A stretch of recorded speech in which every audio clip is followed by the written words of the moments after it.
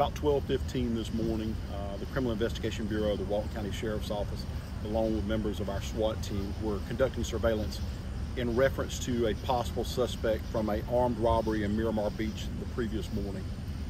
While on scene, they made contact with a suspect.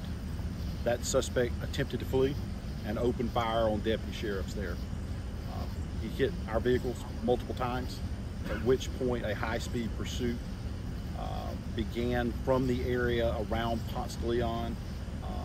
From that area, from Argyle, Ponce de Leon, the pursuit went up onto I-10. That started a multi-county pursuit involving multiple agencies: the Florida Highway Patrol, the Walton County Sheriff's Office, the Phoenix Springs Police Department, Crestview Police Department, before the vehicle was finally stopped a little bit west of Crestview. The subject exited the vehicle and multiple rounds were fired. At this point, no officers, no deputies were hurt. The suspect was injured, along with a co-suspect. They're both transported to Fort Walton Beach Medical Center for treatment. What's happening now? What do you want people to know right now? Currently, right now, you're going to see I-10 is shut down. This is an extended crime scene. The suspect was firing from Ponce de Leon all the way to Crestview. There's multiple places on I-10 where he shot at deputies and police officers and troopers along the way. So you're going to see a lot of law enforcement trying to recover evidence up and down I-10 from Ponce de Leon. There's a cross coordination between the Okaloosa County Sheriff's Office, the Florida Department of Law Enforcement, and the Florida Highway Patrol to try and coordinate this. There were a lot of people involved in the actual shooting itself because the shooting extended over 65 plus miles of the high-speed pursuit. Multiple agency vehicles were hit with rounds. There were multiple spike strips deployed. Suspect drove 15 to 20 miles on spiked vehicle with his tires flattened. So it's a extensive scene.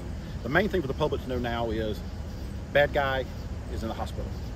Good guys are going home. And at the end of the day, that's all that really matters. So we should anticipate I-10 being shut down for an extended period of time? I-10 has been shut down for an extended period of time. It's approximately 3 o'clock in the morning now. It's been shut down since around 1:32, something like that. That's the westbound, just outside of, about 4 miles outside of Crestview. FHP will be in charge of that. We've called in the Department of Law Enforcement to assist working the shooting scene here, along with Okaloosa County and this scene, which is Okaloosa County. Unfortunately, there are shooting scenes in Walton County as well, so our investigators are having to work the original shooting scene, and we're looking at places where rounds were fired up on I-10. Several Walton County vehicles disabled, Highway Patrol vehicles disabled, and Okaloosa County vehicles disabled. So the final total on how many vehicles were put down is we're not sure. I'm sure you're happy with the outcome. Yeah, I'm exceedingly happy after. At the end of the day, when the good guys go home and the bad guys go to jail, that's as good as we can do it at this point. And just cannot say enough about the excellent teamwork between all of your state and local law enforcement agencies, right?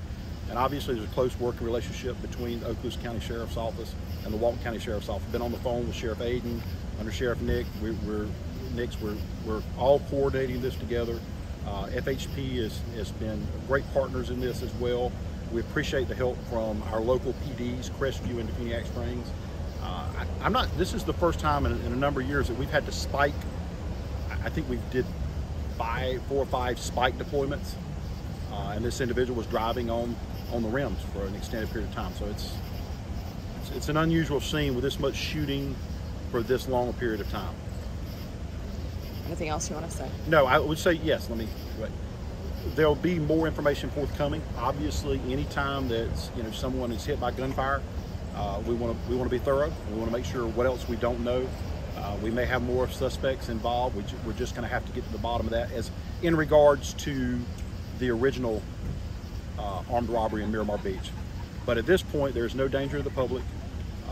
Just an outstanding job by our law enforcement professionals, and I'm proud of the work they've done.